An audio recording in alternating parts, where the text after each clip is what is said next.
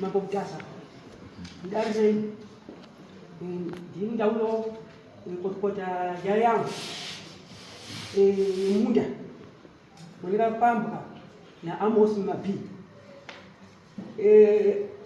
Amos Mabi akaya kambakanga akaja no sampipa ndokumbirawo mundipo kaposhe kusema beans kaja sakanaka kuatikana kumunda tafika kumunda kaja sanyambu wanembona kuti munda wese uni mabanana ni apple lesho mabanana ndio odisa kuma 8-9,000 right adaro ngampangiza poshe nika 4 mtorike kwa munda tano beans isaya since beans ka 3 months moko modi mwenye tayari kisha misuma nikazoda senya mdodo akutohodisa mabanana nim avude nyama zvizo makuti akati iwewe munda muno auchatenderi kuba kutsika munda muno mune mapepa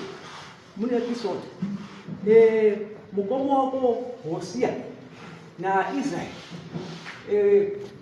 wakanti iwewe wakaramba kuti urwe nawo hondo yakupamba minda yawo mamindo saka inini ndini ndakamira kushana nawo tichimukana usiku kupinda mamidomo tidzura zvinhu vanhu tipisa moto tipisa mapombe vanhu imomo titema zvimo zvavanhu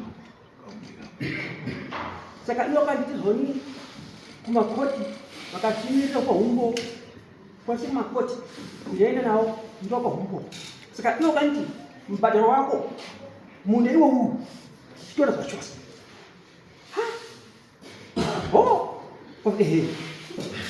leswawo ukomongu Hosea na Israel kanti ano munina kati roi hombeti madambo kitore mindi yese tirime mindi ini kati mukomo ndamuti kitake ndomba ini nangu anizikona ini andikona pakati ano mindi yako yese yakuitora leswa mindi yako yese wakaitora mukomo wacho Israel akantora munda mabanana tete mtamuona panapa ano muntu eti nemwe domo zvakanditorera wakati zvanipa pako pako uchapa tama nemhaka kuti wewe waramba kuti joina kuti tirwe hondo iyi zvese kamambo mukaona panapa pakasvika rori yevanhu wadhiwa washungurudzwa nyorwa saka zvadaro inini ndikushayiwa kurima ndikaenda kutenda kuMozambique kuti mhuri yangu inini pamba warigara wega inini namama wacho mutsvagwa kuti tirime kuMozambique tichibva rimagwere kupa vana pamba zvadaro sabhuku ndipakati no uone vamwe wako ndakaenda nawo kuna chifi so vakuti mandi minda yavo saka iwewe handi kuna chifi itaure chi ndauya saka ini sabhuku ndauya naye ari panapa nembo dzauya dziri panapa ndo nyaya yandinalo mama nyambuya sungagara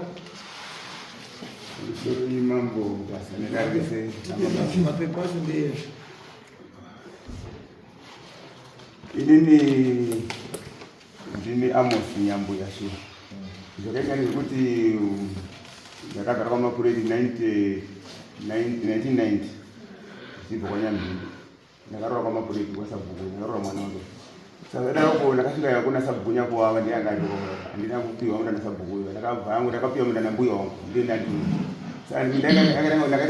ndakaitawo mhuri kandaona kuti mindengo yakushotera saka kwangu nenzvimbo idzi yamusvipa inonzi Hosea saka ndakaenda kuita ukamana wano ndatanga kutaura nawo ndinoda kutokurima ndakatokumbira kuti ndaurimawo zvakabva nditi aiwa kukurima munopawana senyambuya asi munodini tinokupai mabhitamisi monyora pasi moshanda yenyu muchiitawo zvinhu zvodimo saka ndakabva ndazopiwa mundana Hosea asi uyu aimborima kuti Jose uyu aimborima pamunda paipai akabva abuda 2014 aenda kuMozambique saka ini ndakapiwa munda 2022 ndipo ndakatanga kukumbira munda wekuti ndishande pamunda saka ndakarima pamunda pa 2022 handina kuzvara chinhu ndakatanga kuzvara mazvara neni 2023 Kuti ukasvika pari kuyewedza ndakarima mabhanana, pane mabhanana 1000. Ndakarima nzimbe, pane nzimbe dzasvika ma400 madundu so. Ndikagobora munda wese kana kwasvika munda magobo akagobora pakashanda.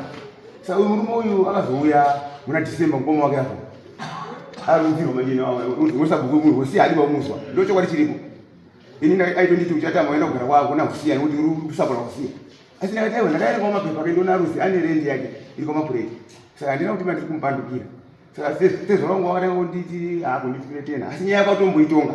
Ndambodza kwa mashure wakatomboitonga nezvaito yawe muna December mu. Saka after kusiya. Saka wakati mese muri wana kusiya. Kuti mese kuda kusiya. Amuna munda bana munda ndio wangu. Ndizabhuku. Ngoti ndinakapiwa judgment. Yerendi. Adi ina nakogara naye. Asabuku basi nonu. Mabhanana ati hapo. Ina kati zvakanaka vananyarara. Sabuka kusamura moti handitoi mabhanana asi yangu ba. Akaita zvinyambuya. Saka Jose kuti mamuna mabhanana sei. Ini ndakarima 2022 musina chino. Ndikazora mabhanana 2023. Pakazonywa hadza kusiyo na Hosea. Ndatendera chizo zvako zvino zvako. Saka ndakatozvita ndakatosununguka ndikamisa zeshop. Ndikatora mari yangu yese kuisa ikoko wana uchindibatsira. Ndikaita basa rese rakaita ndikatenga mapombi. Ndine 2 lines mapombi dzirikupinda imomo. Saka Jose uyu ndakatomona muna December kubva apa ndatanga kurima. Ndipo ndakaona mukoma wake apa. Saka zvadaroko sabhuku yakazoti handitori munhu apa kuti mune zvinhu zvatimo. Tichaenda kodimbura na munhu wacho. Saka ndasvika muna munhu yanga yangori musi wa 30 January. Saka ndakandazva ndiunyanga ini ndadzoka pamuna ndio ndadzokera ndasvika pa ndio ndikazunguka Friday. Musabhuku akawaida kumita yese wakazara munhu amwe. Asi waita ngakupesana waiti vamwe waiti yachidwa kana ngokusapota mukoma uno. Bozrendi ngori zvoti Hosea anonetsa. Yenda indakatopiwa nini ngamsema mapiwa judgment. Wezi nini makapiwa judgment manje judgment ndio. Kana mapiwa reni sabhuku munotondisapota because ndiri mama break. But zvakada asina kunzisana. Yakatanga kuti hondo achirunzira but munhu ari trouble causer ndi cancel anozi Maya. Ndiani influence yes. Sabhuku yakanga pa judgment yoti handitongwe munhu mune zvinhu zvemunhu. Saka mabhindi yakusara panapa. Akatanga kwangu waona ndikatopisa mari $30. Ndirimaita basa mandibatsira. Kana matonga zvakanaka kuti mune zvinhu zvangu zviri mushuwa. Ndatopa mari. Saka ndadaroko ndazova chindonya. Bana ndimira sabhuku nyenda ndotora ini ndipe tsamba tene kupi kwa ishe chikoma.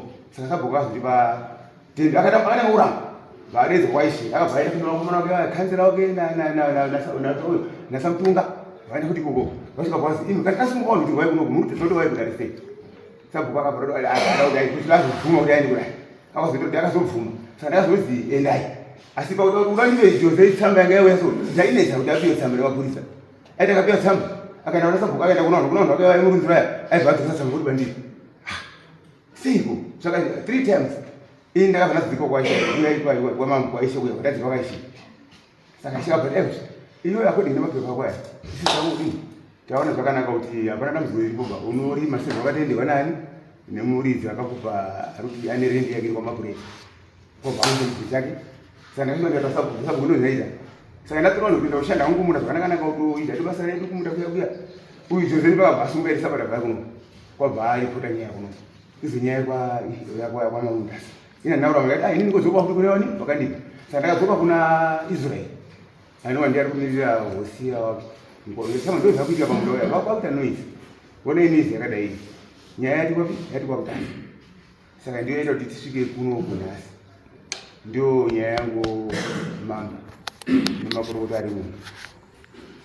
Akapuwa pekurima bhinzi ndiyani. Panzi munhu akakumbira pekurima bhinzi ndikamupa ndiwo. Ndikona ndakajama. Zvakaita kuti tiye pakutanga shuwa.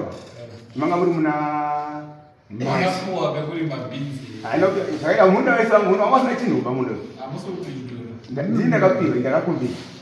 Akakumbira munanzi. Ndakataona izvozvo. Zvakaita Jose uyu ndakabva naye zvaka. Handina kutora ngoma ndiri mezvo. Ndakati ndakati ndatimatimona ndivogorera ndamudoni wasvika kuti wangotoizwa ndana kumeona pamundo pedu saka wasiona Hosea ndakataura nawo ndagara pasi ndakumbira munhu kasi aiwa iwe kana uda kuti makati ungotibatsira basa renu izvi zvatochi miti yedu saka ndotozvara mikoropeya ya Hosea. Saka kukumbira kwamakaita pekurima bhinzi maitoziva kuti munda ndewajose hani makakumbira una Jose wakandizive pamusvipa saka iyairima wachaziva kuti ndakazobvunza iwe kuti avangoda Hosea uyo akanga kutoshandiswa na Hosea ngozerendi ya Hosea ndio zvine umhuri yake. Izwai bambo zvamunotaura make sense. Munoziva kuti munda ndewa Hosea muruziva kuti ndewahoziya moenda kofundira mundina wahoziya munda wamuri kuziva kuti ndewahoziya ipapo mambo pakutanga kumashure asikazivi kuti nzvimbo iyi ndehayi kuti akazotoziva kuti paya kuti muri ukani vamune nzvimbo vatiziva nzvimbo ndeavo ndapangisa mapepa vatodaidza kumbokuva kuti ukona nzvimbo ndeedi saka ndipo ndakazoerengawo vandaona ndati ashuwa izwai mambo zvamakaita nemapepa azvineineni sei muri kubatanidza mapepa nezvamakaita ini akazondinyorera akazondisendisa ndiye vane mapepa aiwa akakupa ndiani mapepa akakupa munda akatanga kuti tiri mapo usati akatanga ndijose akatanga akakupa ndiani ndijose akatanga kuti tirima saka jose ari tichibva sekukupa wakaita ndiye akakupa zvaurima akuti chibva kuyosiwa inasiuramba panati mapepa aya urubva mambo mapepa aya amusvipa aya auziya haaneinewa hauzoziya ati saka zvokuti uye kuna joseka uchitaura nenyaya yekuti ndaona mapepa amusvipa lendi ndiye amusvipa hazvineinewe maizvo musvipa najose uziya najose ndio mabrothers kana waine maissues haupo kaiwe uri kwana mapi pamaissues akadaizwa nyaya iyi akanditi jose ndakamubvisa ndirupa iwewe azisamwina wakachima iwewe aiwa saka nditi mungoizwawo kuti nyaya yacho mungava makuzwawo kubva kune nyaya yamusvipa ini ndoiziva saka hapana nombonyeperewa pakati penyu nokuti musvipa akasvika pekufa ane nyaya dzake dzadziri mukoti munonzi dzisati dzapera dzimwe dzadzapera yes dzakawanda nyaya dzamusvipa dzadziri panapa dzimwe dzadzapera nedzimwe dzasati dzapera ine nyaya dzese idzodzo dzadzinyaya dzechi dzadziri nyaya dzekupambira vanhu minda yavo dzekutema minda yavanhu dzekutorera vanhu minda achitengesa kusagandwa iko kwahonde iko kwachitorera vanhu minda achitengesa anozvirangodisa munda ndosaka wanga uchizonga uchishandiswa kukwadza magwere vanhu usiku uzvakapusa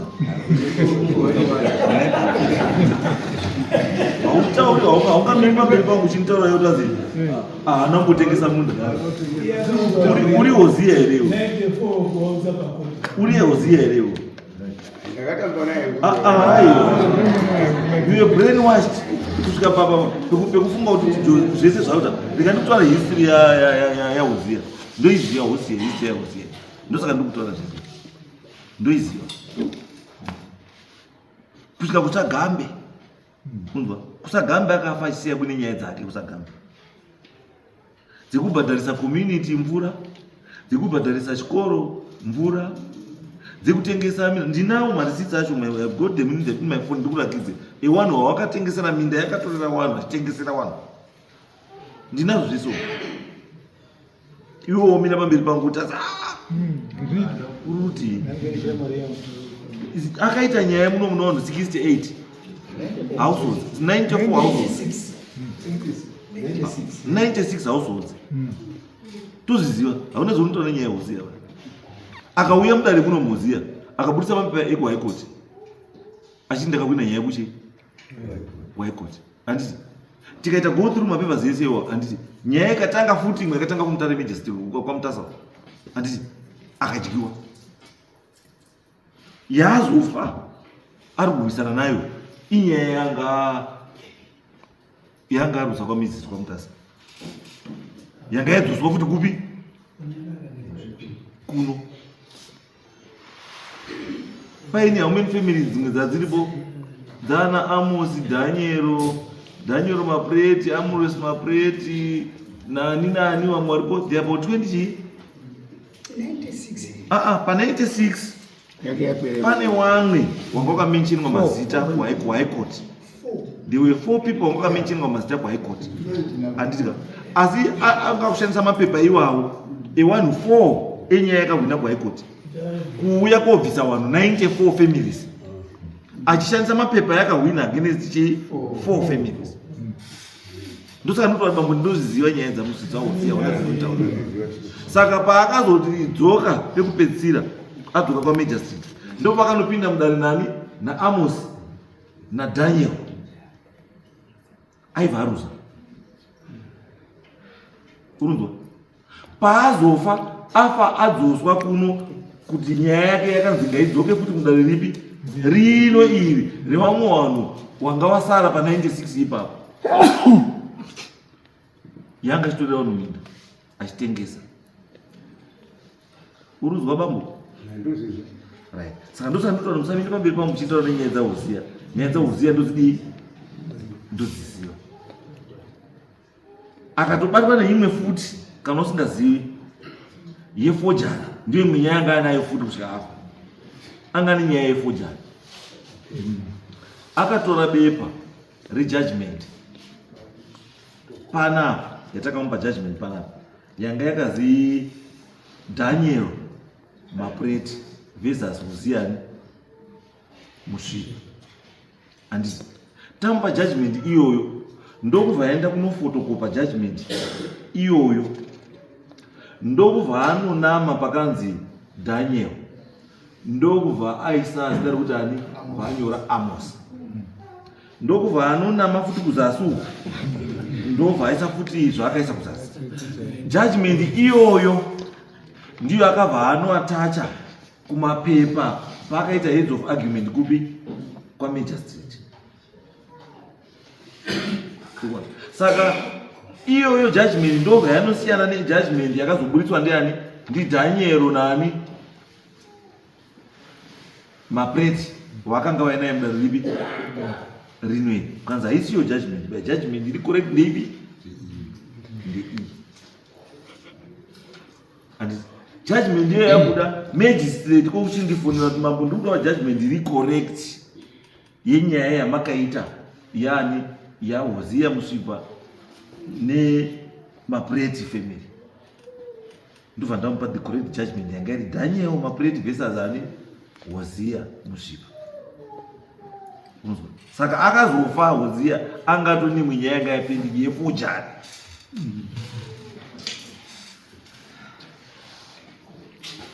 Mazolombo. Saka musafunga kuti Uziya maimuziya. Chaita chete Uziya akanga aona kuti mama mwira maamuri maari ndobva atanga kushandisa achishandisa mapepa api aya. Ndosaka ndikuti mapepa aya aUziya haanei nemi ende izvi ndikutoshandisika kuti imimi muri kuuya nemapepa aUziya mukoti muno muchiaburisa ndiwerenge muri Uziya here.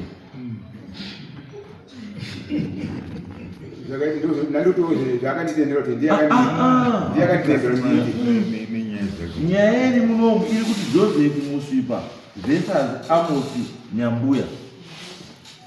Judgment mapepa esa aitwa naUziya anei naNyambuya. Iye andi wakuzotizaka kuti ari kundinesa kubva kwesoko akanga ausupindura ndati mapepa aUziya aya ane chii chekuita nenyaya yaAmos naJoseph.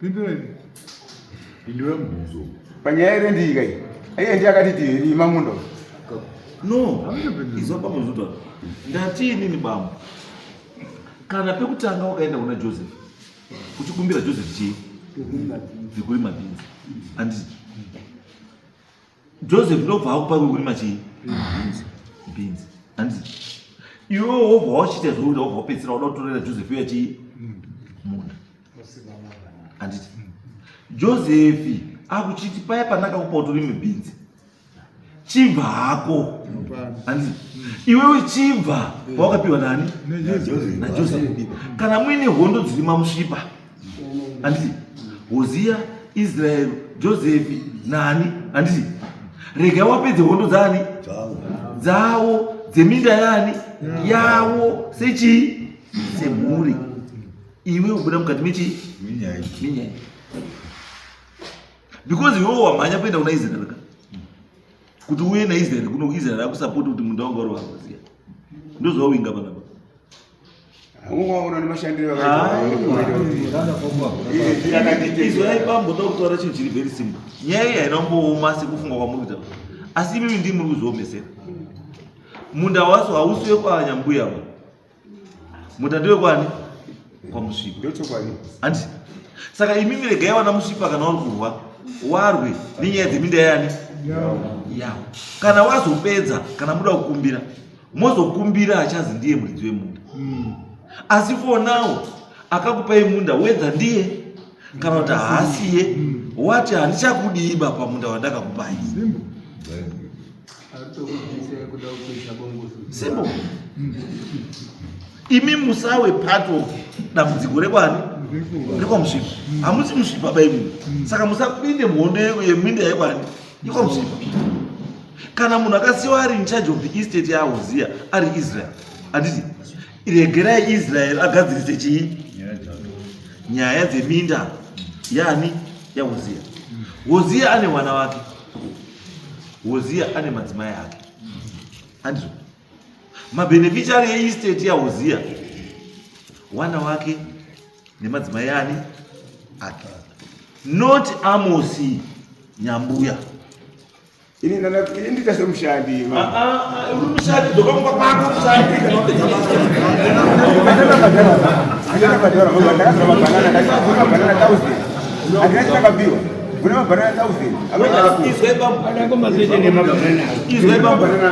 ndikuti bambo, kana muda compensation yemabhanana ei, handiti compensation munodini, munopiwa imwe itori imwe topic iri separate, haisiri nyaya yeownership. Nyaya yedu kutiria nayo panapa bambo inyaya yeownership. Hatutaura nenyaya ari kushandapo ba, tutaura nenyaya yeownership kuti ndepani.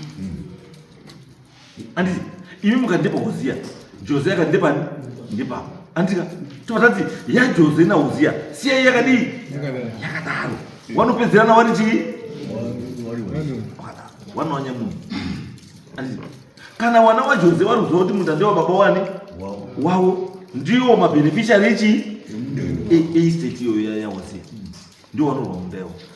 Kana mudzimai waHozia ari chii aripo, ndiye surviving chii spouse kuestate yani yemurume wake, ndiye anorwa zvinhu zvechii zvemurume wake. Iwewe Amosi nyambuya mushandi haurwiri estate yabosi wako.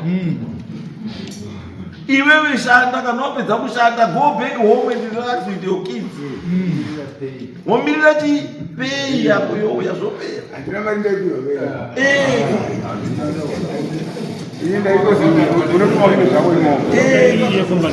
ndokandikutaura kuti nyaya yako yo akakurimisa mabhanana ndiani? ndiHozia. Chienda kumhuri yaHozia utaure naye kuti ndakarima mabhanana ndandakarimiswa nibaba Matii. Mhuri ndiyo ichakupa chii? Anza haupiwi ndiJose, anza unopiwa ndiani? Nemhuri yani yaHozia. Iwe wanga usiri mushandi waJose, wanga uri mushandi wani waHozia. Saka you don't report to Jose, you report to Hozia. Saka now that Hozia hasipo, you report to the sibling, to the wife or the family. Saka hauitiri panapa nyaya yacho, haitiri panapa nyaya yacho. Nyaya yauya panapa ndiye Amos naJose. Jose ari kuti ibva pamunda wako. Iwewe ibva paJose, iwewe ibva paJose. Aiwa.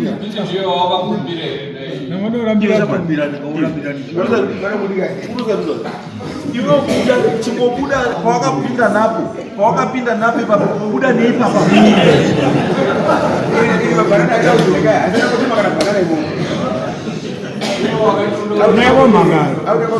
Izwai bambo, izwai bambo.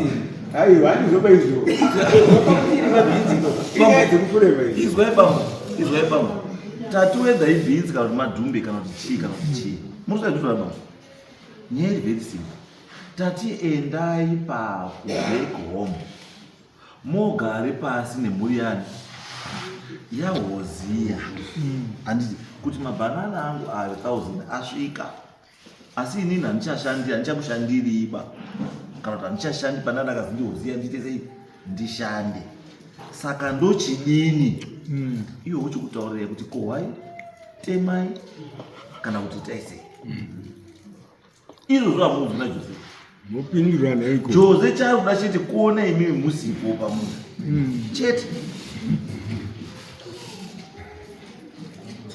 Inini nyaya yamusvipa yeestate yamusvipa handiri kumboda kuizwa. That's a family issue. That's a family issue. Kana paine ma-issues between Jose namaikuru wake kana kuti newana wake wana wamukoma wake kana kuti nana mukoma wake nehanzvadzi dzavo paumhuri yavo vanogara pasi sechii semhuri yamusvipa wogadzisa nyaya dzavo.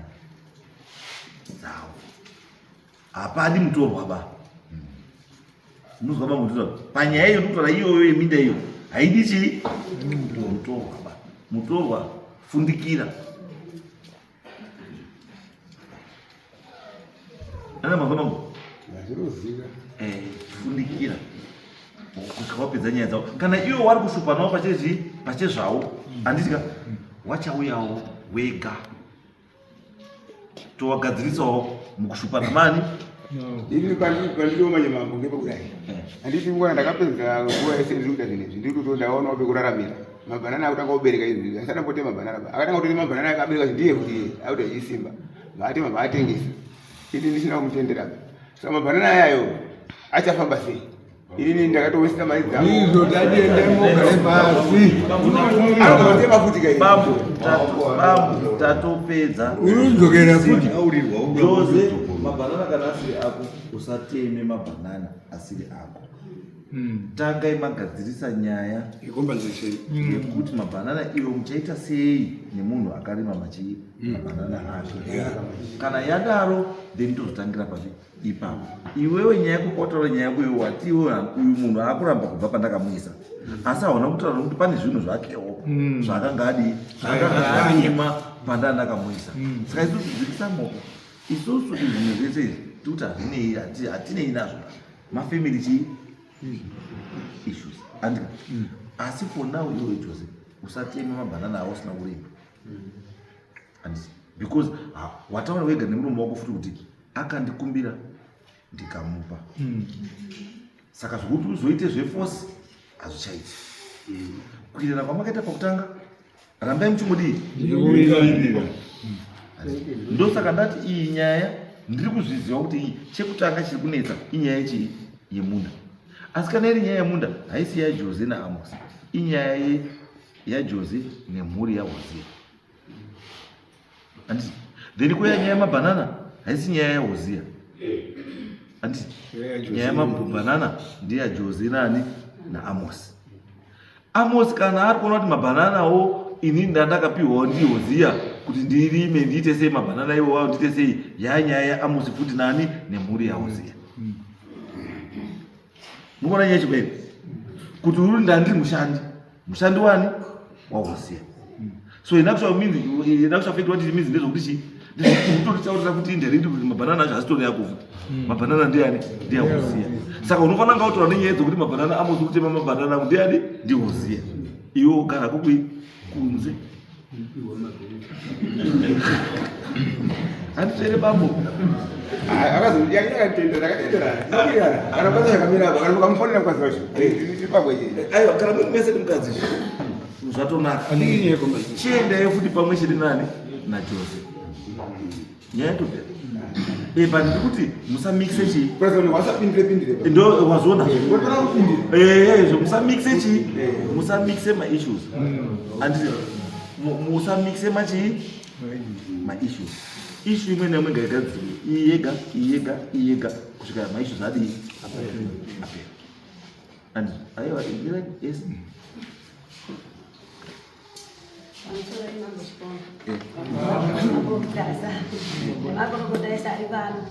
inini ndini Raina Makureti murume wangu ndiAmos Nyambuya. Shuwa zvakaitika izvi hatisi kuramba bari zvese zvamataura tiri kupindirana nazvo. Chakaitika kuti tipe munda isusu shuwa takumbira munda taibva kubva shuwa ndovazviri Jose tamukumbira munda ati ini tamunorenda achibhadhara mari pabhule pega pega $20. Saisusu tichitanga kupinda pamunda tisati tatema munda takabva tamba $20 edu patatanga kurima. Saka tiri kurima kudaro pakazoti tatorima shuwa tatarima bhinzi tarima bhinzi risati rakutanga kubereka ndipo patakazoona shuwa hosiya musvipa ari kusvika kazi munda wemururima makapiwa nani patataura tikatapiwa ndei ndiJose pai munda iyo muri kurenda here tikati hongu takangobvisa $20 asi gore kana rapera tichadini futi tichabvisa $20. Iye akabva ati kubva nhasi musasabvise mari inini munda ngewangu inini inini ndii ndakapani Jose musvipa munda iyo ngewangu inini wese kana mukabvunza mukoma wacho anotanga saka zvada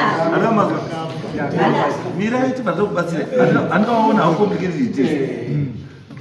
Hosiya wati ndakapani ndakapani saka munda ndewani saka zvadaro izvozvo asi chakaita kuti Hosiya akabuda chii atizonaaomba kana mari vakangopesana izvo isusu Jose uya akazouya tarima mbambaira dzedu nemabhanana atakaisa muraini saka auya kudaro akatibvunza tiri mumunda nemurumongo kuti mondorima tiri 2 na baba kazi ndiye mukoma ndauya inini ndauya ndoda kurima mabhanana angu mune madimeni tikati isusu mauya yenyu shuwa kuti muda kurima mabhanana mune madimi isusu hatina chetinogona kutaura pamusoro pemunda imwe mendai una mukoma ini kuti mukoma ndiye akati pai kana mukoma munasvika panapa muzomudai amuti auye kumba kwangu saka takandoti mimi mendai kuna mukoma ini ndiye akadini ndiye akati paimi kana mataurirana zvakanaka isusu tiri pese patiri panapa ogona kusiyeni munda atiramba saka zvadaro iye akazobuda akaenda aenda kudaro hana kutora nguva vadzoka futi kazi mukoma ndadzoka ndazofunga manje nokuti anoti mukoma nokuti wakarorera kumwe ndazofunga pano mukoma ini handisi kuenda koko sezvo ndoti handisi kuenda kuna mukoma ba ini ndakwenda mukumutaura mukoma wacho kuti ini ndakwende pi kojoinana naona bande ukana munda saka kana isusu tahwina munda wedu ini ndipo ndichazotanga kudini kuuya kuzosvika ivo papo saka vadaro iye tataraudaro so iye vaenda kumozambique waigara papauya iye mukoma wacho vachikuona kasi aenda here mukoma nazouya here tikati aisitatomuona kuti akwenda mozambique saka imimi isai mabhanana enyu zvese zvamuda kuisa dini isai asi makotopeya ndio nini simai mabhanana enyu takasima mabhanana nzimbe magogoya edu mbambaira dzedu dzatakasima imomo nemagwere ndo zvatakasima munda muya saka zvadaro Jose takazomona zvemusi wa6 December ndio pakazotanga kuuya vasvika kuti mukoma ini ndauya ndabva kumapurisa ndabva kwasabhuku sabhuku ati enda kuti munda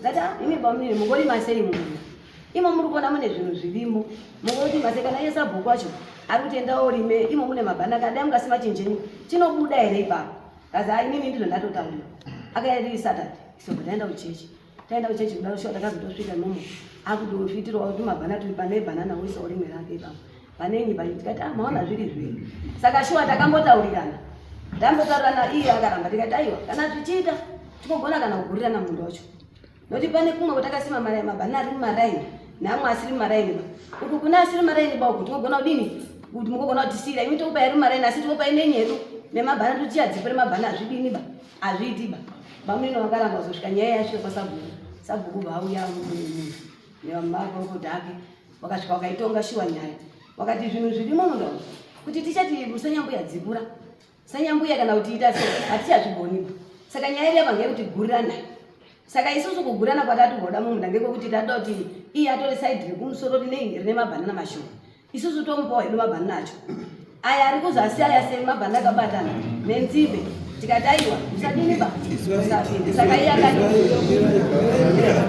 mbuya muri kuona panaichi muri kuona kuti imimi ndii mune problem ndii muri kucomplicata nyaya akamubona the reason why mukomana ari kuita hard on you uyu Joseph is because imimi makaenda kuita double dipping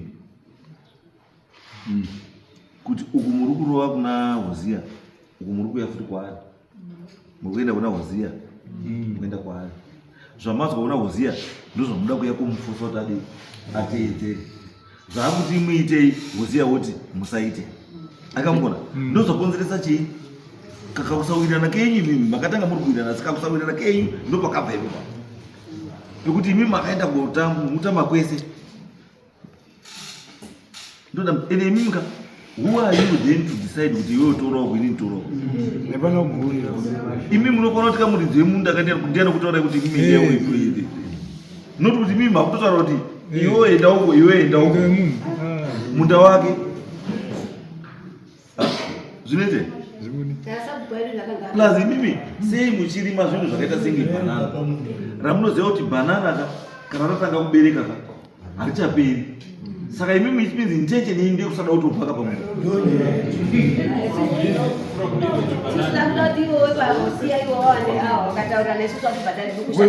wozosiya ngatipa mbuya mati makapuwa munda wamwe vambadhara $20 $20 maibhadhara pamwedzi kana kuti pagore saka yakati $20 pagore saka mamuri kuenda makapuwa kana mamuri izwai mbuya zvandutaura nyaya iripo ndeuti nyangwe mimi makazvitarisa anditi kuti munozirenda yemunda for $20 pagore imi muri kuzirenda yemunda kana urenda chinhu ka handichapa amwe kana imi masvika pamba pangu inini handiti ndokuti mbuya igara yemba mangu mubhadhara rendi yangu yakati pamwedzi handiti ndosvika next week handiti matodyara mapalm trees panze matoisa paving panze matoisa nesiringi ndochiti ndakuda kudzoka mutasha mwana unoisa matails mawira mapaving endakaisa aiwa izvo zvina nebasa ke zvingoita uri roja nguva yeroja kana yakwana yadini yakwana imimi ndi bhinzi zomakatanga nadzo dzadziri right because 3 months dzaibva 3 months dzaibva asi banana iro makazoisa neupenyu hwese iri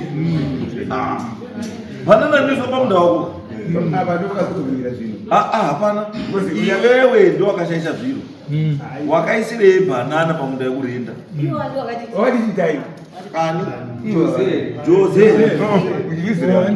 aiwa Israel kupinda papi ndio zvavanozosho kupinda papi pamunda waHozia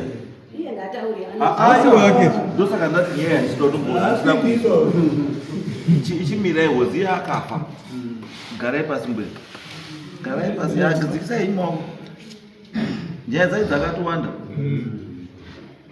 pane vamwe vakutoronga kutorera hondo dzavo Israel padzane anzani dzaHozia paakadzisira pane vada kutodzisumudzawo kubva ipo pakuenda nadzo saka ndosaka ndati Jose Israel nani namaikuru wenyu newana endai mugare pai pasi mudecide on chii nyaya yeminda ise family chii issue then zvemaroja izvi chimbobvisai maroja kana paine mawira kuti pari kuenda roja poenda chii roja rekuti mhuri yacho yaHozia yawirana nazvo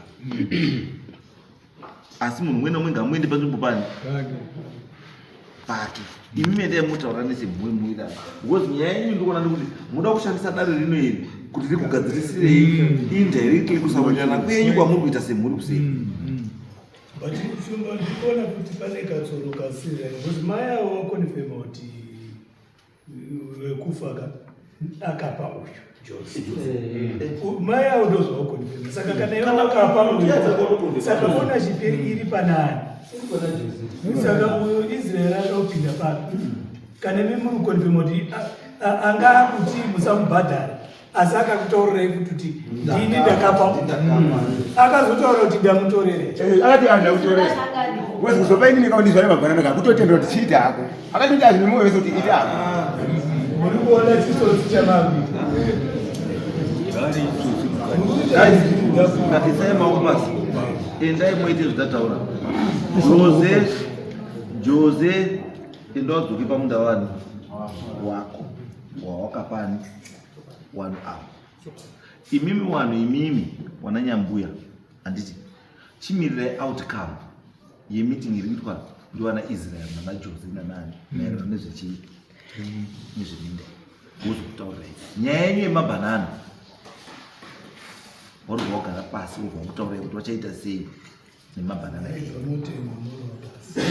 saida wari kupai mari kana kuti vari kuvhumidzai kuti muhavheste kana kuti muchaita hafu hafu kana muchaita sei ndo wachakudii wachakutaurai after waita meeting yavo sechii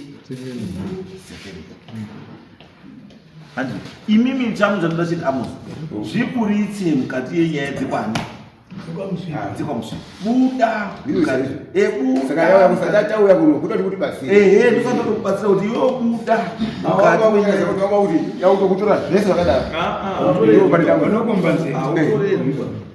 because there was an agreement hautorerwi because hauna kuita by force makawirirana saka chiita izvo zvezvo mbuya munoita zvinhu zviri different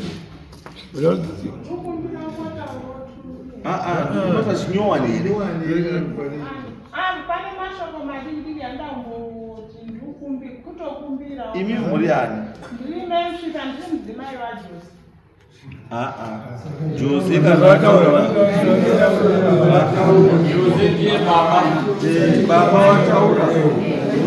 muda kutanga kudzosera munhu akuenda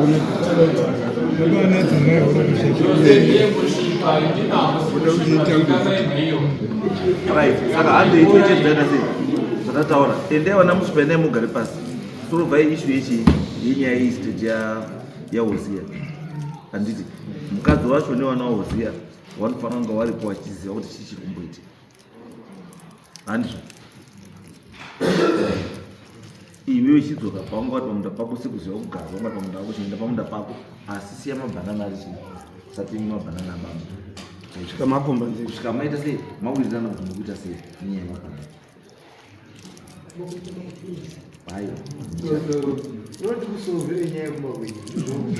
vazoda kubatira mabhanana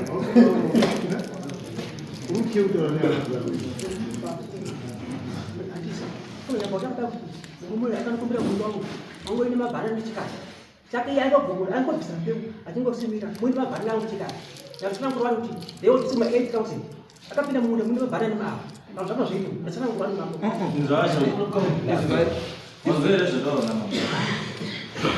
chekutanga mambo ari kuti ichokwadi kuti munda ndewako chechipiri ndechekuti mambo ari unofunga kana handiriona kuti mashanda iwe wanga wakashanda chiendaiwo mugare pasi shamwari zvawakashanda zvine zvinotakashanda inge akufungwa ndokukombanzeta so handiti mahara haiti kutuna munda wangu handizve saka iwe unoda kuti mambo atouya akutaura kuti chigare pasi kuti vada kugadzirisei